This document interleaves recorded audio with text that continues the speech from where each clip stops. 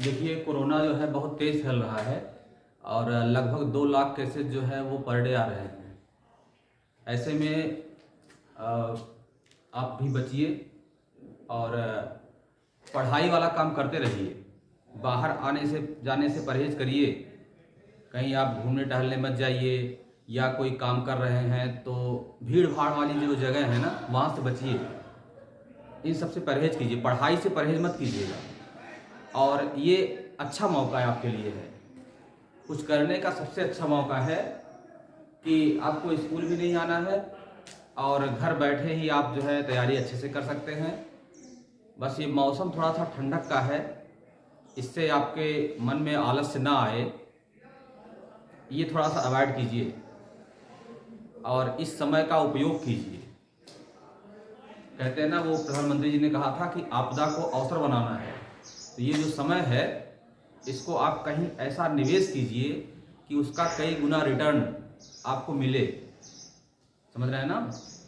तो जो पढ़ाया जा रहा है उस पर फोकस कीजिए और साथ ही साथ जो आप पढ़ चुके हैं पहले, उसको रिवाइज करना मत भूलिए। देखिए, एग्ज़ाम तो होगा ही होगा, इसमें दो राय नहीं है कि एग्ज़ाम नहीं होगा। 10 मार्च तक ये चुनाव चलेगा, रिजल्ट आ जाएगा चुनाव का, उसके बाद परीक्षा आपकी हो जाएगी। स्कीम तो उसके पहले ही आ जाएगी, लेकिन परीक्षा जो 10 मार्च के बाद ही होगी, लेकिन परीक्षा आपकी होगी। इसलिए अभी से आप उसको लेकर के सतर्क रहिए।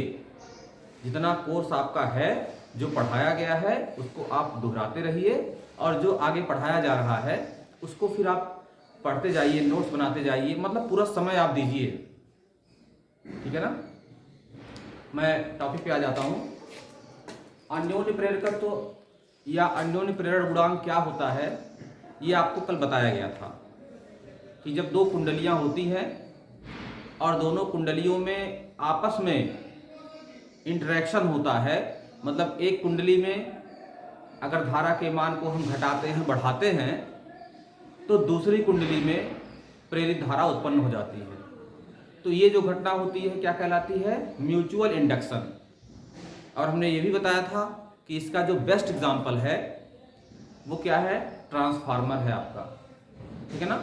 इसका जो बेस्ट एग्जाम्पल है वो क्या है? ट्रांसफार्मर है। आज हम यहाँ देखेंगे कि अगर दो परिनालिकाएं हैं और दोनों कोएक्सियल हैं, कोएक्सियल का मतलब दोनों के अक्ष एक ही हैं, है ना? परिनालिका में भी आप जानते हैं कि दो ध्रुव होते हैं, एक उत्तरी ध्रुव होता है और एक दक्षिणी ध्रुव होता है। दोनों ध्रुवों को मिलाने वाली जो अंदर की काल्पनिक रेखा जाती है, क्योंकि वास्तव में कोई रेखा तो अंदर होती नहीं है, वो तो परिनालिका खोखली होती है। तो कल्पना कीजिए कि दोनों जो पोल्स आपके हैं, साउथ पोल नॉर्थ पोल हैं, उनके अंदर की दोनों ध्रुवों को मिलाने वाली जो रेखा होती है, उसी को हम बोलते हैं कि वो परिनालिका का अक्ष है। तो ऐसी दो परिनालिकाएं हमारे पास हैं, है ना? और दोनों के जो अक्ष हैं वो एक ही हैं। दोनों का जो एक्सिस है वो एक है। एक ही अक्ष पर एक परिनालिका भीतर है, दूसरी परिनालिका बाहर है। दोनों एक दूसरे को टच नहीं कर रहे हैं, दोनों एक दूसरे को ओवरलैप नहीं कर रहे हैं, टच नहीं कर रहे हैं। एक अंदर है, एक बाहर है, तो दो कुंडलियां हो गई वहां पे। ठीक है ना? तो हम देखेंगे कि दो अगर परिनालिकाएं हैं, ठीक है, यहां बनाया गया है, एक जो है ये पी लिखा गया है, ये क्या है? ये प्राथमिक कुंडली है, मतलब प्राइमरी कॉइल, अंदर वाली। प्राइमरी कॉइल का मतलब होता है जिसमें धारा को हम निवेश करते हैं, मतलब दोनों कुंडली में किसी एक ही में धारा आप भेजेंगे और दूसरी जो है उसके प्रभाव में रहेगी। जो पहले वाले के प्रभाव में रहेगी, जिसमें प्रेरित धारा उत्पन्न होगी, उसको हम द्वितीय कुंडली बोलते हैं। और जिसमें हम धारा खुद भेजते हैं उसको हम बोलते हैं प्राइमरी कॉइल या प्राथमिक कुंडली बोलते हैं। तो एक देखिए, ये प्राथमिक कुंडली है, दिख रहा होगा आपको, ये इसमें धारा I1 जा रही है। ये देखिए, प्राथमिक कुंडली में धारा I1 बनी हुई है, ये I1 धारा हो गई। ठीक है ना? और जो दूसरी वाली कुंडली आपकी है, इसको हमने बनाया है डॉट लाइन से। ठीक है? दूसरी वाली कुंडली आप देख रहे हैं, ये डॉट लाइन से बनी हुई है, ऐसे इसी पर ये लिपटी हुई है, लेकिन दोनों टच नहीं कर रहे हैं, दोनों का एक्सिस एक ही है। ठीक है? तो हम देखेंगे कि पहली वाली कुंडली में धारा के मान में हम परिवर्तन कर देंगे या धारा के मान में परिवर्तन से क्या होगा, चुंबकीय क्षेत्र के मान में परिवर्तन होगा और उससे क्या होगा, फ्लक्स परिवर्तन होगा। तो जो हमारा ये प्राइमरी कॉइल है, प्राथमिक कुंडली हमारी है, इसमें जब फ्लक्स परिवर्तन होगा तो दूसरी जो कुंडली है यह पहली वाली कुंडली के प्रभाव में आ जाएगी। ठीक है, पहली वाली कुंडली के प्रभाव में दूसरी वाली कुंडली आ जाएगी। तो उस समय यह इन दोनों कुंडलियों के बीच जो अन्योन्य प्रेरकत्व होगा, जिसको हम कैपिटल M से दिखाते हैं, उसकी वैल्यू क्या है वो आपको निकालना है। ठीक है, चलिए यहां ध्यान दीजिएगा कि पहली वाली कुंडली में धारा प्रवाहित हो रही है I1। कुंडली का मतलब परिनालिका यहाँ पे है, जिसको हम बोलते हैं करंट कैरिंग सॉलिनॉइड या धारावाही परिनालिका। तो पहली वाली कुंडली में धारा प्रवाहित हो रही है। ठीक है, इसकी लंबाई को हम मान लेते हैं L है। दोनों परिनालिकाओं की लंबाई सेम है, इसको हम L से शो करते हैं। ठीक है, तो पहली वाली कुंडली के आसपास चुंबकीय क्षेत्र कितना उत्पन्न हो जाएगा, ये चुंबकीय क्षेत्र उत्पन्न हो जाएगा B1 बराबर, B1 जो है वो क्या है, चुंबकीय क्षेत्र है इसका, पहली वाली कुंडली का, धारावाही परिनालिका का। धारावाही परिनालिका का जो चुंबकीय क्षेत्र होता है ये आपको पता होगा, पहले से बताया गया है। ठीक है, क्या होता है, μ0 Ni डिवाइड बाई L। μ0 या μ0 कह लीजिए, μ0 Ni डिवाइड बाई L। पहली वाली कुंडली की बात कर रहे हैं तो यहां पर हमने कर दिया N1, क्योंकि पहली वाली कुंडली में फेरों की संख्या हमने N1 माना है। पहली वाली कुंडली में धारा की वैल्यू हमने माना है क्या, I1। ठीक है ना, धारा की वैल्यू क्या माना है इसको, I1। धारा तो एक ही बह रही है, इसको हम क्या I1 क्या, इसको I ही मानेंगे। तो μ0 N1 I divide by L। L लंबाई दोनों कुंडलियों की है। ठीक है, इसमें हम कोई परिवर्तन नहीं करेंगे। ठीक है ना, ये हो गया आपका μ0 N1 I divide by L। ठीक है ना। अच्छा, I1 धारा आप पहले से मान चुके हैं तो I1 कर सकते हैं, इसको I1 कर सकते हैं, I1 धारा मान चुके हैं आप। तो B1 इक्वल टू क्या हो जाएगा, μ0 N1 I1 divide by L। ठीक है, अब दूसरी वाली कुंडली का चुंबकीय फ्लक्स कितना होगा, Φ2 की वैल्यू क्या हो जाएगी, BA होता है ना, Φ2 इक्वल टू क्या होता है, BA। चुंबकीय फ्लक्स का मान क्या होता है, Φ इक्वल टू BA cos थीटा। ठीक है, तो यहां पर क्या हो जाएगा, B1A, क्योंकि दोनों कुंडलियां एक ही अक्ष पे हैं, तो जो चुंबकीय क्षेत्र पहले पर के द्वारा उत्पन्न होगा वही चुंबकीय क्षेत्र तो दूसरे वाले पर भी लागू होगा, जब दोनों एक ही अक्ष पर हैं। तो B1 की वैल्यू क्या होगी, μ0 N1 I1 divide by L। ये B1 की वैल्यू हो गई, ये चुंबकीय क्षेत्र की तीव्रता हो गई। ठीक है, पहले वाली कुंडली के द्वारा जो उत्पन्न हुई है, इसमें हमने क्षेत्रफल से मल्टीप्लाई कर दिया, ये हो गया चुंबकीय फ्लक्स दूसरी वाली कुंडली से संबंधित। ये एक फेरे का चुंबकीय फ्लक्स है, ये चुंबकीय फ्लक्स एक फेरे का है। तो अगर दूसरी वाली कुंडली में फेरों की संख्या N2 से डिनोट करें आप, तो दूसरी वाली कुंडली का संपूर्ण चुंबकीय फ्लक्स हो जाएगा N2 Φ2। ये दूसरी वाली कुंडली का संपूर्ण चुंबकीय फ्लक्स होगा, इसी में हम N2 से मल्टीप्लाई कर देंगे, तो μ0 N1 N2 I1A divide by L हो गया। N2 Φ2 equal to μ0 N1 N2 I1A divide by L। ये दूसरी वाली कुंडली में चुंबकीय फ्लक्स ग्रंथिकाओं की संख्या हो गई, दूसरी वाली कुंडली की चुंबकीय फ्लक्स ग्रंथिकाओं की संख्या। कुंडली का मतलब यहाँ धारावाही प्रणालिका, वो भी तो एक कुंडली होती है।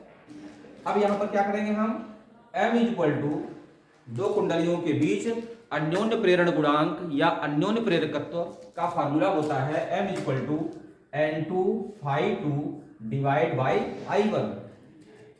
परिभाषा कल आपको बताई गई थी कि दो कुंडलियों के बीच अन्योन्य प्रेरकत्व या अन्योन्य प्रेरण गुणांक, ठीक है, किसी एक कुंडली की चुंबकीय फ्लक्स ग्रंथिकाओं की संख्या के बराबर होता है, जबकि दूसरी कुंडली में धारा परिवर्तन की दर एकांक हो।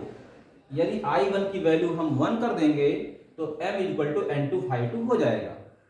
ठीक है, अब यहां पर N2 Φ2 वैल्यू ये रखेंगे आप, तो क्या हो जाएगा, यहाँ पे μ0 N1 N2 I1 A divide by L, ये तो आप पहले जान रहे हैं। I1 से डिवाइड कर दिया, यहाँ पे I1 यहाँ पे डिवाइड हो गया, I1 से I1 कैंसिल हो गया, ये हो जाएगा mu naught N1 N2 A divide by L, इस तरह हो गया। ठीक है ना, इस रूप में भी आप इसको याद कर सकते हैं, कोई दिक्कत नहीं है। कभी कभी जो है यहाँ पर स्मॉल एन का प्रयोग होता है। ठीक है, जैसे पूरी यल लंबाई है, तो अगर यल लंबाई है दोनों परिणालिकाओं की, और पहली वाली कुंडली जिसमें धारा बह रही है, जिसमें धारा बह रही है उसमें फेरों की संख्या हो गई N1, ये आपने माना ही है पहले से। पहली वाली कुंडली में फेरों की संख्या को N1 माना है, दूसरी वाली कुंडली में फेरों की संख्या को N2 माना है। तो L लंबाई में फेरों की संख्या हो जाएगी N1, तो एकांक लंबाई में फेरों की संख्या हो जाएगी N1 डिवाइड बाई L।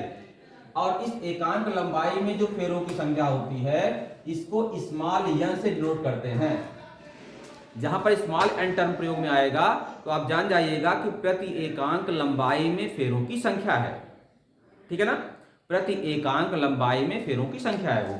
तो अगर आप चाहें तो यहाँ पर N1 अपान L को स्मॉल n से भी लिख सकते हैं, तो हो जाएगा कैपिटल M बराबर म्यू नॉट स्मॉल n। ठीक है ना, N1 अपान L की जगह हो जाएगा small n capital N2 into A। ये भी सूत्र आप यूज कर सकते हैं।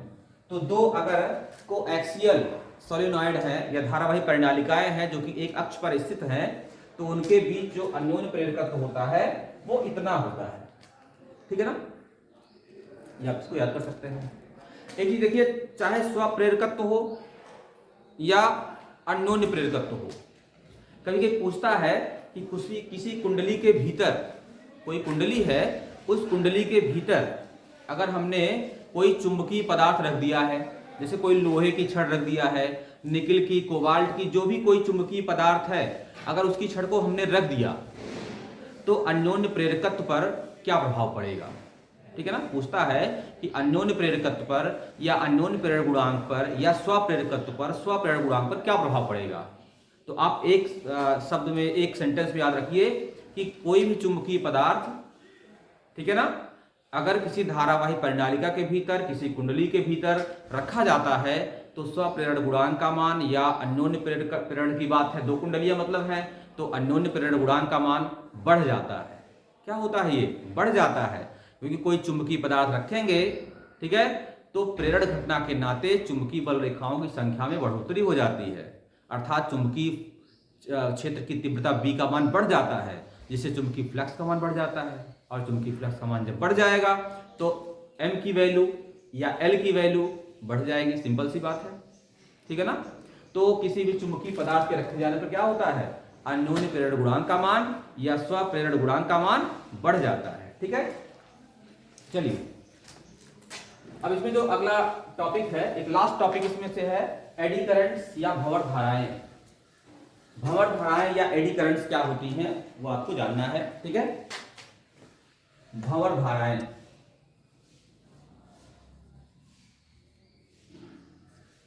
भंवर धाराएं या एडी करंट्स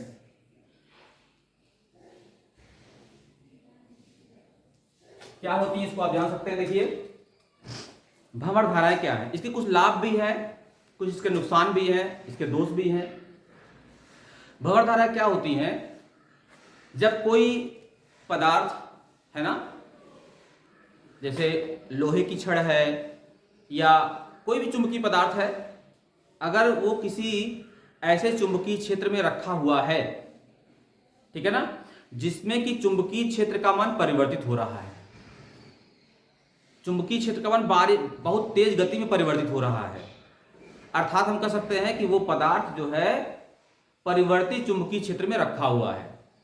ठीक है, यदि कोई पदार्थ हमारा है और उस पदार्थ को हमने ऐसे चुंबकीय क्षेत्र में रखा है कि वो चुंबकीय क्षेत्र लगातार परिवर्तित हो रहा है। एग्जाम्पल बताऊंगा आपको भी। ठीक है, जैसे मान लीजिए दो चुंबक ऐसे हैं, अवतलाकार दो चुंबक हैं, दोनों चुंबकों के बीच में चुंबकीय क्षेत्र आपका व्याप्त है पहले से, उसमें आपने कोई लोहे की क्रोड रख दिया हुआ है या जो है कोई चुंबकीय पदार्थ की छड़ रख दिया है, कुछ भी रखा हुआ है, और आप उस चुंबक को क्या कर रहे हैं, रोटेट कर रहे, घुमा रहे हैं। ठीक है ना, उसको रोटेट कर रहे हैं। प्रेरण मोटर में यही घटना होती है जब रोटेट करेंगे, चुंबक रोटेट करेगा तो चुंबकीय क्षेत्र भी बदलता रहेगा, बार बार परिवर्तित होता रहेगा। तो जब किसी पदार्थ को हम, ठीक है, किसी परिवर्तित चुंबकीय क्षेत्र में रखते हैं तो क्या होता है, चुंबकीय फ्लक्स का मान बहुत तेजी के साथ बदलता रहता है। भाई जब B बदलेगा तो चुंबकीय फ्लक्स बदलेगा, चुंबकीय फ्लक्स जब बदलेगा तो क्या होगा, प्रेरित फ्लक्स परिवर्तन की दर तेजी के साथ होगी और उस अवस्था में प्रेरित धाराएं उत्पन्न हो जाएंगी, ठीक है ना। या तो चुंबकीय क्षेत्र का मान बदले लगातार, या तो आप ऐसा भी कर सकते हैं कि चुंबकीय क्षेत्र हमारा फिक्स है, फिक्स चुंबकीय क्षेत्र है और उसमें किसी पदार्थ को हम तेजी के साथ अंदर ले आ रहे हैं, बाहर ले जा रहे हैं। सपोज कीजिए यहां पर चुंबकीय क्षेत्र है, ये स्थान जो है यहां पर चुंबकीय क्षेत्र है और यहां पर कोई लोहे की प्लेट हम एक बार ले आ रहे हैं, फिर बाहर निकाल रहे हैं, फिर ले आ रहे हैं, फिर बाहर निकाल रहे हैं, तब भी चुंबकीय फ्लक्स बदलेगा ना। फाई इक्वल टू BA होता है। जब पूरा क्षेत्रफल आपका चुंबकीय क्षेत्र में आ गया तो फ्लक्स का मान बढ़ गया, इसको हमने निकाल लिया तो फ्लक्स 0 हो गया। तो अगर इस पदार्थ को हम अंदर बाहर ले आ रहे हैं तब भी चुंबकीय फ्लक्स बदलेगा, या इस पदार्थ को हम रोक करके इस चुंबकीय क्षेत्र में चुंबकीय क्षेत्र को ही रोटेट कर रहे हैं, बार बार बढ़ा रहे हैं, घटा रहे हैं, तो भी फ्लक्स हमारा बदलेगा। तो किसी भी कंडीशन में जब फ्लक्स परिवर्तन लगातार तेजी के साथ होता है, चाहे क्षेत्रफल को हम घटाएं बढ़ाएं और चाहे आप चुंबकीय क्षेत्र की तीव्रता को आप परिवर्तित करें, तो जब ऐसे किसी परिवर्तित चुंबकीय क्षेत्र में कोई पदार्थ रखा जाता है तो एक प्रेरित विद्युत वाहक बल उत्पन्न हो जाता है, आप जानते ही हैं फैराडे के नियम से, और एक प्रेरित धारा, ठीक है। अब प्रेरित धारा एक ही नहीं उत्पन्न होती है, उस पूरे पदार्थ में छोटी छोटी कई प्रेरित धाराएं उत्पन्न हो जाती हैं, ठीक है ना। छोटी छोटी कई प्रेरित धाराएं जो है वह उत्पन्न हो जाती हैं, जो कि पदार्थ के पूरे आयतन में उत्पन्न होती हैं। जब वो पदार्थ आपका अंदर आता है, अगर मान लीजिए पदार्थ को अंदर ला रहे हैं तो वो एक तरफ रहेगी, मान लो क्लॉकवाइज है, जब निकालेंगे तो एंटी क्लॉकवाइज, तो एक बार क्लॉकवाइज, एक बार एंटी क्लॉकवाइज, फिर क्लॉकवाइज, फिर एंटी क्लॉकवाइज। या मान लीजिए पदार्थ को आपने फिक्स कर दिया, चुंबकीय क्षेत्र आप परिवर्तित कर रहे हैं, तो एक बार चुंबकीय क्षेत्र बढ़ेगा, फ्लक्स बढ़ेगा, फ्लक्स बढ़ेगा तो प्रेरित धाराएं घटाने का प्रयास करेंगी, फ्लक्स घटेगा तो बढ़ाने का प्रयास करेंगी। तो जो धाराएं उत्पन्न होती हैं वो एक बार क्लॉकवाइज, फिर एक बार एंटी क्लॉकवाइज, फिर एक बार क्लॉकवाइज, फिर एक बार एंटी क्लॉकवाइज, ये उत्पन्न होती हैं। इससे क्या होता है कि पदार्थ जो है बहुत तेजी के साथ गर्म हो जाता है। जब यही काम बार बार होगा कि धारा एक बार क्लॉकवाइज एक बार एंटी क्लॉकवाइज होगा तो और पूरे पदार्थ में ये घटना होगी तो वो पदार्थ बहुत जल्दी ही गर्म हो जाता है, लाल हो जाता है, रक्त तप्त हो जाता है। खनिजों से धातुओं का जो निष्कर्षण है वो भी इसी विधि द्वारा होता है, ठीक है ना। तो ये जो धाराएं उत्पन्न होती हैं ये जल में उत्पन्न धाराओं के समान चक्करदार होती हैं। जैसे भंवर धाराएं उत्पन्न होती हैं पानी में, है ना, भंवर, भंवर आप समझ रहे हैं ना, भंवर, भंवर के समान ये धाराएं उत्पन्न होती हैं, इसलिए इनका नाम रखा गया भंवर धाराएं। तो जब किसी परिवर्तित चुंबकीय क्षेत्र में कोई पदार्थ रखा जाता है तो पूरे पदार्थ के आयतन में, ठीक है, प्रेरित धाराएं उत्पन्न हो जाती हैं। इनकी दिशा एक बार दक्षिणावर्त तो दूसरी बार वामावर्त हो जाती है और इस क्रिया के लगातार होने से वो पदार्थ जल्दी ही गर्म हो जाता है। क्योंकि ये धाराएं जल में उत्पन्न धाराओं के समान चक्करदार होती हैं इसलिए इनको क्या कहते हैं, हम भंवर धाराएं कहते हैं, ठीक है ना। अब इनका दोष जरा देखिए, ध्यान दीजिए, दोष इनका क्या है। जैसे आपका ट्रांसफार्मर है, ठीक है, तो ट्रांसफार्मर में दो कॉइल होती है, एक प्राथमिक कॉइल होती है जहां धारा को हम निवेश करते हैं और एक सेकेंडरी कॉइल होती है जहां धारा निकलती है, जहां से बाहर निकलती है, ठीक है ना। दो तरह की धाराएं वहां पर होती हैं। तो दोनों के बीच में आपने देखा होगा ट्रांसफार्मर में ऐसे काट काट करके पटलित क्रोड लगाई जाती है। ट्रांसफार्मर में आपने देखा है ना, पतली पतली सी क्रोड लगाते हैं ऐसे, उसको बोलते हैं पटलित क्रोड। आप चाहे तो इतनी मोटी सी क्रोड इकट्ठे लगा सकते हैं, उसको बार बार काट के नहीं लगा सकते, आप ना लगाएं तो भी काम चलेगा। लेकिन क्या होगा, अगर रेजिस्टेंस ज्यादा होता है तो भंवर धाराओं का मान जो है वो कमजोर पड़ जाता है, भंवर धाराओं का जो प्रभाव है कमजोर पड़ जाता है। और अगर रेजिस्टेंस का मान कम रहता है तो भंवर धाराएं हावी हो जाती हैं। तो पूरा धातु का आयतन अगर है तो भंवर धाराएं वहां पर हावी रहेंगी क्योंकि प्रतिरोध कम रहेगा। और जब हम पतला पतला सा काट करके उसको वार्निश के माध्यम से जोड़ देंगे तो भंवर धाराओं का रास्ता लंबा हो जाएगा। आपको पता है कि लंबाई के साथ प्रतिरोध बढ़ता है, तो चूंकि भंवर धाराओं का रास्ता लंबा हो गया, कई पटलित क्रोडों को आपने काट काट कर जोड़ा हुआ है, इसलिए भंवर धाराओं का जब रास्ता लंबा हो जाएगा तो प्रतिरोध का मान बढ़ जाएगा, और प्रतिरोध का मान बढ़ जाएगा तो भंवर धाराओं का प्रभाव कम हो जाएगा। तो भंवर धाराओं के माध्यम से जो हानि होती है ऊष्मा की, ऊर्जा की ऊष्मा रूप में ट्रांसफार्मर में, उसका मान कम हो जाता है। यद्यपि कुछ न कुछ हानि तो भंवर धाराओं के प्रभाव से होगी ही होगी, लेकिन क्रोड को पटलित करके हम क्या करते हैं, भंवर धाराओं के प्रभाव को समाप्त करने का प्रयास करते हैं, काफी मान का कम हो जाता है।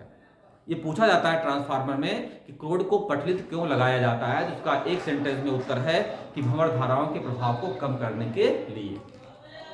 ठीक है ना। अच्छा, अब ये तो हो गया भंवर धाराओं के लाभ। ठीक है, ये लाभ माफ कीजिएगा, ये तो हानि हो गई भंवर धाराओं की कि इससे क्या होता है, पदार्थ आपका गर्म हो जाता है, और जब वो गर्म हो जाता है पदार्थ तो इससे ऊष्मा के रूप में एनर्जी का लॉस होता है, हमारे समय का लॉस होगा, और उसके बाद धन का लॉस होगा, आर्थिक नुकसान भी होगा, पदार्थ गर्म हो जाएगा आपका। ठीक है, उसके प्रभाव कम करने के लिए आप कुछ उपाय कर सकते हैं। इसका लेकिन फायदा भी है। इसके लाभ कौन कौन से हैं, इसके देखिए लाभ कौन सा है। लाभ में इसका जो पहला लाभ है वो है क्या, दोलन रुद्ध धारामापी में, दोलन रुद्ध धारामापी में। ठीक है ना। जैसे आपको बताया गया था कि निलंबित कुंडली धारामापी है या किलकित कुंडली धारामापी है, कुंडली उसमें घूमती है, तो कुंडली को घूमने में जो फास्फर ब्रांच की पत्ती लगी हुई है, मरोड़ टोपी लगी हुई है, वो तो रोकती ही रोकती है, साथ ही साथ उस कुंडली में भंवर धाराएं भी उत्पन्न हो जाती हैं, और वो उन भंवर धाराओं के प्रभाव के नाते कुंडली जल्दी ही रुक जाती है। नहीं तो कुंडली बार बार तेजी से घूमना शुरू कर देगी जब, तो आप कैसे काउंट कर पाएंगे कि कितने चक्कर कुंडली घूमी, तो आपको धारा का मान ज्ञात करने में जो है वो मतलब आप आसानी से नहीं ज्ञात कर पाएंगे, धारा के मान ज्ञात करने में आपको दिक्कत होगी। तो जल्दी ही रुक जाती है, किस प्रभाव के नाते, भंवर धाराओं के प्रभाव के नाते ये रुक जाती है। तो दोलन रुद्ध धारामापी जो हमारा होता है, जिसको आप कहते हैं सस्पेंडेड कॉइल गैल्वेनोमीटर या पिवोटेड कॉइल गैल्वेनोमीटर, तो उसमें क्या होता है कि ये कुंडली जब घूमती है तो कुंडली को रोकने में मदद करता है, आपकी हेल्प करता है। ठीक है ना। दूसरा देखिए, ध्यान दीजिए, प्रेरण भट्ठी में, ये तो हो गया कुंडली में। ठीक है ना, ये तो कुंडली में हो गया। चलिए, ये हो गया प्रेरण भट्ठी में। अभी आपको हमने बताया कि जो खनिज पदार्थ होते हैं, उन खनिज पदार्थों को जब हम ऐसे क्षेत्र में रखते हैं, परिवर्तित क्षेत्र में, तो धातुएं खनिज एकदम लाल गर्म हो जाते हैं, और इतने गर्म हो जाते हैं कि उनमें से धातुओं का निष्कर्षण शुरू हो जाता है, धातुओं की मेल्टिंग शुरू हो जाती है, और वो धातु जैसे लोहा है तो लोहा पिघल पिघल करके बाहर आना शुरू हो जाता है। तो खनिजों से धातुओं का जो निष्कर्षण होता है, उनको यह काम जो है किस भट्ठी में करते हैं, प्रेरण भट्ठी में करते हैं, जिसमें एक उच्च प्रत्यावर्ती धारा जो है वो बहती रहती है। प्रत्यावर्ती धारा के कारण जो है धारा का मान एक बार बहुत हाई हो जाता है, फिर एक बार बहुत लो हो जाता है। तो इससे क्या होता है कि भंवर धाराएं उत्पन्न होती हैं, और जो आपका खनिज है उसका तापमान बहुत बढ़ जाता है, जिससे कि जो धातुएं हैं वो गर्म होकर के पिघलना शुरू होती हैं, और पिघल पिघल करके निकलना शुरू होती हैं, तो उसमें इसका उपयोग हो जाता है। ठीक है ना। तीसरा जो है प्रेरण मोटर में, प्रेरण मोटर में। ठीक है ना। इसमें क्या है, प्रेरण मोटर में क्या होता है कि एक बेलनाकार कुंडली होती है, ठीक है, और दो अवतलाकार जो है वो चुंबक रहते हैं, चुंबकीय खंड रहते हैं। ठीक है ना। चुंबकीय खंड जो होता है उसमें वो घूमता रहता है, चुंबकीय खंड घूमता है, मतलब चुंबकीय क्षेत्र बदल रहा है, कुंडली नहीं घूम रही है। तो चुंबकीय क्षेत्र जब घूमेगा तो फ्लक्स परिवर्तन होगा, जब फ्लक्स परिवर्तन होगा तो कुंडली जो है मतलब जो प्रेरित धारा उत्पन्न होगी, रोकने का प्रयास करेगी। तो प्रेरित धारा जो है वो क्या काम करेगी, चुंबक जो घूम रहा है और जो कुंडली आपकी है, चुंबक और कुंडली यानी जो बेलन आपका है, उस बेलन और कुंडली के बीच जो गति होती है उसको कम करने का प्रयास करता है। भाई चुंबक के घूमने के नाते ही धारा उत्पन्न हो रही है, और प्रेरित धारा जैसा ऐसी होती है जो कि उस कारण का विरोध करती है जिससे उत्पन्न होती स्वयं वो, इसलिए कुंडली और चुंबक के घूमने का विरोध करती है। इसलिए इस प्रवाह के कारण जो प्रेरित धारा उत्पन्न होती है वह क्या काम कर रही है, विरोध करे घूमने का। तो घूमने विरोध कर रही है, उसमें चुंबक को घूमने से तो मना नहीं कर सकती, इसलिए जो कुंडली हमारा असली बेलन है वो बेलन खुद ही घूमना शुरू कर देता है। जब बेलन घूमेगा तो बेलन और चुंबक दोनों के बीच जो सापेक्ष गति है कम हो जाएगी। अरे भाई एक चुंबक घूम रहा है, बेलन भी घूमना शुरू कर दिया, तो दोनों के बीच सापेक्ष गति तो खत्म हो गई फिर ना। तो उसको रोकने के चक्कर में ये बेलन हमारा खुद ही घूमना शुरू कर देता है, और उसी को तो हमको घुमाना था। यही प्रेरण मोटर का सिद्धांत है कि जो प्रेरित धारा उत्पन्न होती है वो दोनों के बीच सापेक्ष गति को कम करने का प्रयास करती है, और इसी प्रयास में जो है वो बेलन घूमना शुरू कर देता है। इसका उपयोग हम कहीं भी कर सकते हैं। ये हमारा प्रेरण मोटर का सिद्धांत है। और चौथा इसका काम क्या होता है, रेलवे इंजन जो विद्युत ट्रेनें होती हैं, जो ट्रेनें बिजली से चलती हैं, ठीक है, उनमें जो ब्रेक लगाया जाता है, ब्रेक, इलेक्ट्रिक ट्रेनों में जो ब्रेक लगाया जाता है उसमें भंवर धाराओं का बहुत अच्छा उपयोग होता है। ठीक है ना, यहां कर सकते हैं विद्युत ब्रेक में। ब्रेक मतलब हो गया ये रेल इंजन की बात हो रही है, रेल में, ठीक है, विद्युत रेल में। ठीक है, देखिए जब बिजली वाली ट्रेन चलती है तो उनके पहियों के पास क्या होता है कि छोटे छोटे ड्रम लगे होते हैं, ड्रम, ठीक है ना, छोटे छोटे जो ड्रम लगे होते हैं वो भी घूमते रहते हैं उनके साथ में। जब ट्रेन को रोकना होता है, बिजली वाली ट्रेन की बात कर रहा हूं, तो एक उच्च प्रत्यावर्ती धारा उन ड्रमों में, जो ड्रम जो है वह पहियों के साथ लगे हुए हैं, उन ड्रमों में प्रवाहित कर दी जाती है। तो क्या होता है कि एक उच्च वैद्युत क्षेत्र है ना, वो पहियों पर क्रिएट कर देते हैं। क्योंकि पहिया लगातार घूम रहा है तो परिवर्ती वैद्युत क्षेत्र तो हो ही गया, वो वस्तु जो है वो चुंबकीय क्षेत्र में लगातार घूम रही है तो परिवर्ती वैद्युत क्षेत्र हो गया। तो वह उस परिवर्ती वैद्युत क्षेत्र में, ठीक है ना, प्रेरित धारा उत्पन्न हो जाती हैं। ठीक है, और ये धाराएं कौन सी हैं, भंवर धाराएं हैं ये। और ये भंवर धाराएं इतनी तेजी से उत्पन्न होती हैं कि जल्दी से ही ट्रेन को रोक देती है। मेरी बात समझ रहे हैं ना, ये पहिया घूम रहा है और जब चुंबकीय क्षेत्र लगाया गया तो ये पहिया अब चुंबकीय क्षेत्र के भीतर घूम रहा है। चुंबकीय क्षेत्र मान लो इधर से है ना, चुंबकीय क्षेत्र ऐसे है, इसमें ये रोटेट कर रहा है, तो इसका रोटेशन जब होगा तो phi equal to B A cos theta से हमेशा थीटा बदलता रहेगा, तो फ्लक्स लगातार परिवर्तित होगा। और जब फ्लक्स परिवर्तन लगातार आपका होगा तो भंवर धारा उत्पन्न हो जाएंगी। ये भंवर धाराएं इतनी प्रबल होती हैं कि वो पहिए को रोकने का प्रयास करती हैं, पहिए को रोक देती हैं। सारे पहिए एक साथ सब पर आरोपित होगा, सब एक साथ पहिए रुक जाएंगे आपके, तो ट्रेन आपकी रुक जाती है। ठीक है, तो इलेक्ट्रिक जो ब्रेक होता है ट्रेनों में वो भंवर धाराओं के प्रभाव के नाते ही काम करता है। समझ गए होंगे। तो ये चैप्टर आपका समाप्त है। इसमें क्वेश्चन तो बहुत नहीं आया है, क्वेश्चन 2-4 आया हुआ है, और बहुत ज़्यादा इसमें क्वेश्चन नहीं बता पाएंगे आपको क्योंकि लंबा हो जाएगा वीडियो। 2-3 क्वेश्चन देखिए ये भेजा है, इसमें मैं बता दूं सारे क्वेश्चन एक जैसे भेजे हैं, इसलिए मैं उस पर चर्चा कर दे रहा हूं थोड़ा सा। जैसे एक क्वेश्चन है, एक कुंडली का चुंबकीय फ्लक्स फाई निम्न समीकरण के अनुसार परिवर्तित होता है।